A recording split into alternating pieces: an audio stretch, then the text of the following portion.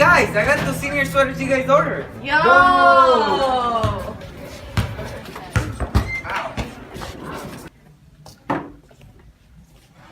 Yo!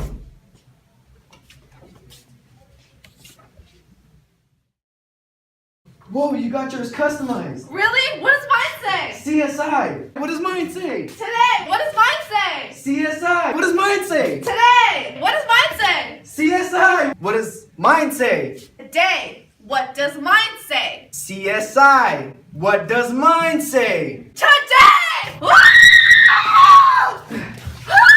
You idiots! Yours says CSI and yours says today.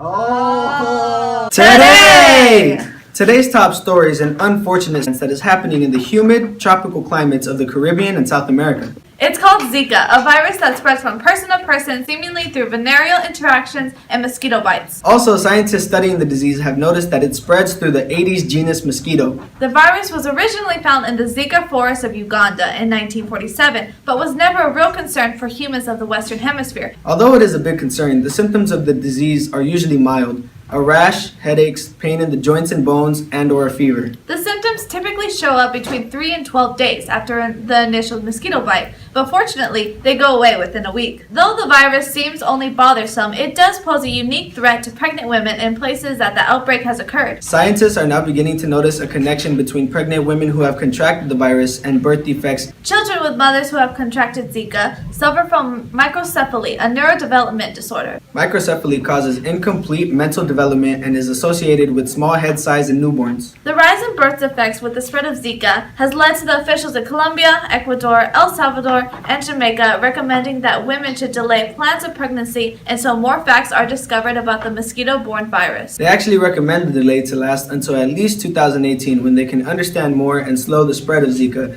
as there is no cure or vaccines against it presently.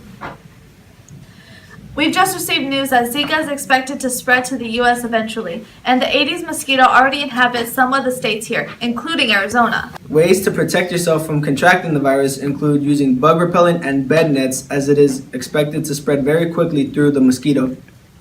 You can also clean out any standing water, for an example, buckets and abandoned cups. This will hinder them to breed more mosquitoes. As a threat to pregnant people, the CDC has warned against pregnant women traveling to countries where the virus is spreading. And though it is spreading rather quickly to the U.S., experts expect that it can be contained and controlled very quickly, and there should be no need for real concern. We would like to inform you on Snowzilla, but first, here's a special segment done by our very own Itzel Alvarez and Gustavo Ortega.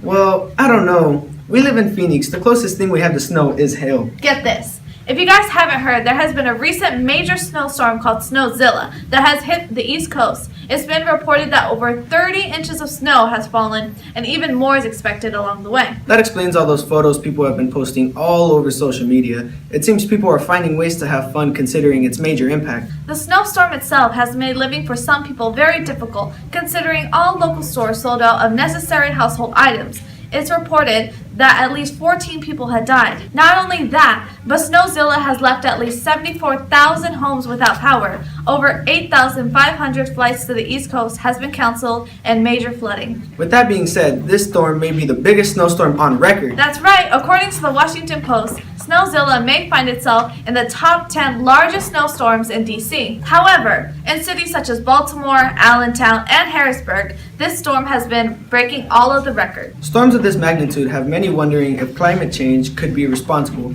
since 2014 and 2015 have been the hottest years on records, respectively. In the latest news regarding the presidential primary results in Iowa, Cruz emerged victorious on the Republican side, while Democratic candidates Sanders and Clinton appeared to be in a virtual tie. The Iowa caucus is especially noteworthy for the amount of media attention they received, being the first state to vote during the U.S. primary presidential elections, and is regarded as a sort of litmus test measuring the viability and electability of each candidate. In the Republican polls, Ted Cruz took first with 28% of the votes. Donald Trump came in second with 24%, Marco Rubio third with 23%, followed by Dr. Ben Carson with 9%. All other candidates received 4% or below. On the Democratic side, declaring a winner was not so easy. Bernie Sanders surprised many of his critics by hanging with Hillary Clinton and essentially splitting the delegate votes down the middle. At the end of the night, both Cruz and Sanders attributed their success to their grassroots styles of campaigning and their post-caucus speeches, while Clinton assured her supporters that she is still the Democratic candidate to beat. In Donald Trump's post-caucus speech, he told his supporters that he was honored by his second-place finish in the Iowa caucus, despite being expected to finish in front of Ted Cruz based on pre-election polls. Only time will tell if Trump continues to get the support of voters or if he will slowly fade out. Thanks for watching. I'm Amanda Munoz. And I'm Ivan Puentes. And this is CSI Today. Today!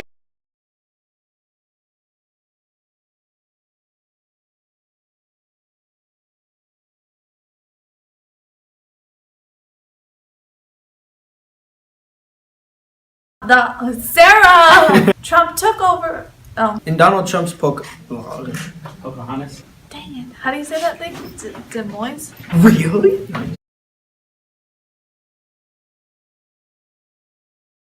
False choices like the one the president laid out tonight. The choices. Please clap.